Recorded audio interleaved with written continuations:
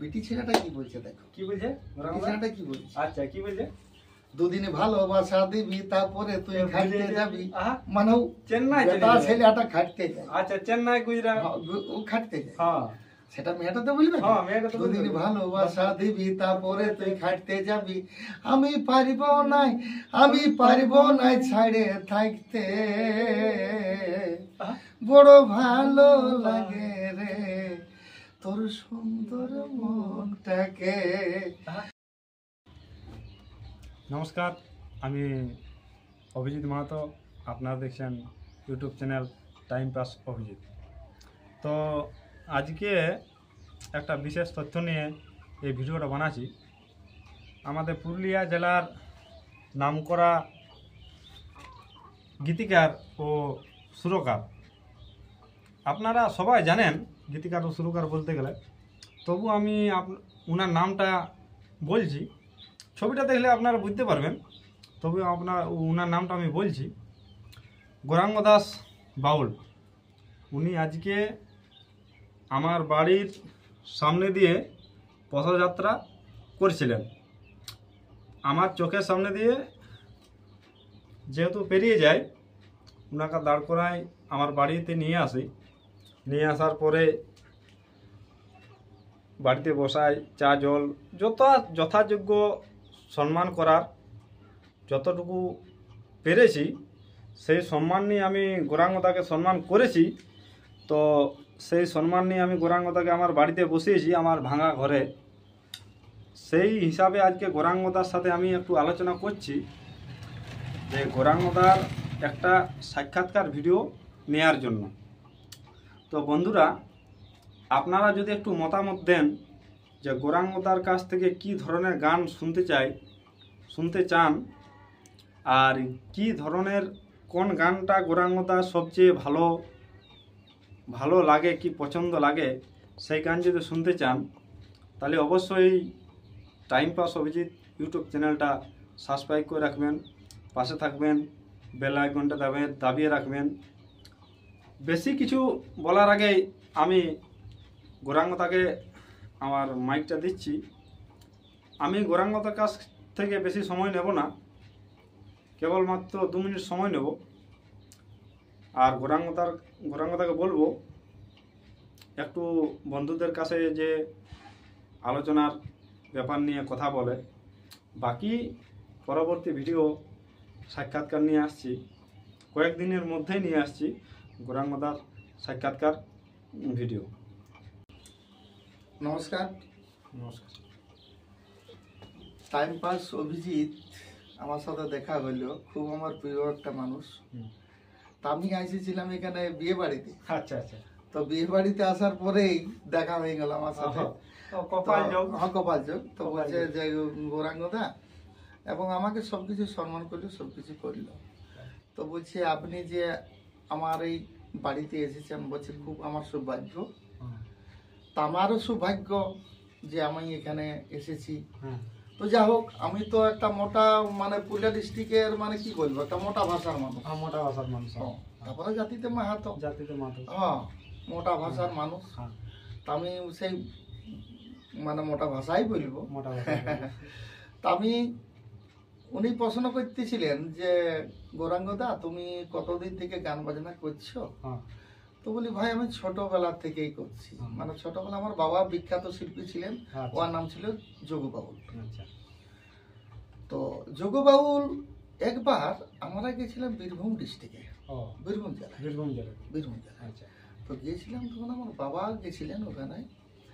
তো বাবা একটু অসম্মান পেয়েছিলেন ওখানে। তো অসম্মান পাওয়ার পরে আমার ওই যে একটা অনুরাগ সৃষ্টি হইল। তারপর আমি কি করলাম, আমাদের গ্রামের শিব মন্দির ছিল, শিব মন্দিরে আমি ধন্না পড়ে দিলাম, যেটা আমরা গাওয়ালি করি।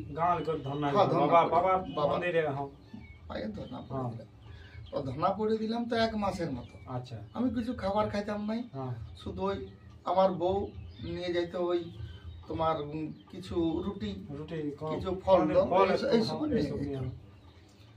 তো ওইখান থেকে আমি 1 মাস থাকার পর আমার এমন একটা স্মরণশক্তি চলে আইলো আমার, ঠাকুরের কৃপা, ভোলানাথের কৃপা। তখন থেকে আমি এই কবিত্ব আমার লাভ হয়ে গেল, মানে আমি যেটাই করি মানে গান হয়ে যায়, যেটা কথা বলি এটাই গান হয়ে যায়।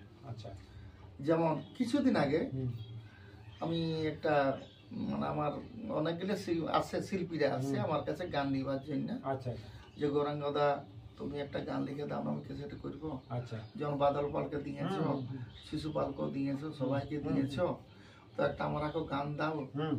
তো আমি সে আমার মনটা মানে কি বলবো, মানে কেউ শিল্পী যদি আসে সম্মান করতে হয়, তখন আমি সেদিনকে একটা গান, ওর যেটা মনোমত গান, ওর যেটা ভাবের ব্যাপার, সেটাও বললো যে দাদা আমার জীবনী ঘটনা নিয়ে একটা গান লিখে দাও। আচ্ছা, তো বলে জীবনী ঘটনা নিয়ে কি গান লিখে দিব, তাহলে তোমার জীবনটা বলো। জীবন কাহিনী না বললে কি করে আমি গানটা করবো। তখন আমার একটা জীবনী ঘটনাও শোনাইলো, যে একজন আমি ভালোবাসতাম একজনকে। তো আমি ওকে পাইলাম না জীবনে, আমি বিয়ে করলাম, ও বিয়ে করলো, এইটা নিয়ে একটা গান করবো, এটা আমি ক্যাসেট করবো। আচ্ছা, তাতে যত টাকা নেবেন আমি দিব। তো বলি হ্যাঁ ননু, যত টাকা বলছিস তাহলে কি বলবো, বলছে যা নেবেন সেটা আমি দিব। আচ্ছা, তখন একটা আমি গান ওকে রাতের মধ্যে লিখে দিলাম, আমার সারা রাতটা আমার বাড়িতে ছিল। তখন একটা গান লিখে দিলাম, তোকে ভালোবাসি রে তোর সুন্দর মনটাকে, তোকে ভালো লাগে রে তোর সুন্দর মনটাকে। আচ্ছা, ঘরে থাকতে পারি নাই তোর ঘরে তাই আমি যাই, ঘরে থাকতে পারি নাই তোর ঘরে তাই আমি যাই, আমার ভয় লাগে, আমার ভয় লাগে মাটাকে, বড় ভালো লাগে রে তোর সুন্দর মনটাকে, বড় ভালোবাসি রে তোর সুন্দর মনটাকে। এবার বিটি ছেলেটা কি বলছে দেখো, কি বলছে ছেলেটা কি বলছে। আচ্ছা, কি বলছে, দুদিন ভালোবাসা দিবি তারপরে তুই খাটতে যাবি, মানে চেন্নাই ছেলেটা খাটতে যায়। আচ্ছা, চেন্নাই গুজরাট ও খাটতে যায়, সেটা মেয়েটা তো বলবে। দুদিন ভালোবাসা দিবি তারপরে তুই খাটতে যাবি, আমি পারিব নাই, আমি পারিব নাই ছাড়ে থাকতে, বড় ভালো লাগে রে তোর সুন্দর মনটাকে, বড় ভালোবাসি রে তোর সুন্দর মনটাকে। এইবার শেষের বলটা কি বলছে, তোর ঘরেতে যাইয়েছিলি, তোর ঘরেতে খাবার খালি, খাবারও খাওয়া হয়েছে, ভালোবাসা ওইটা বুঝি এমনি ভালোবাসা। তোর ঘরেতে যাইয়েছিলি, গোটা রাতটা যাইয়েছিলি, তাই গৌরাঙ্গ গেল পাল্টে। তুমি পাল্টে গেলে শেষ তো কি করলাম, মানে ভালোবাসা সেরকম একটা কিছু নমুনা পারি নাই। আচ্ছা, তোকে ভালোবাসি রে তোর সুন্দর মনটাকে, তোকে ভালো লাগে রে তোর সুন্দর মনটাকে, ঘরে থাকতে পারি নাই তোর ঘরেতে আমি যাই, তাই পারিব নাই ছাড়ে থাকতে, বড় ভালো লাগে রে তোর সুন্দর মনটাকে, বড় ভালোবাসি রে তোর সুন্দর মনটাকে। নমস্কার।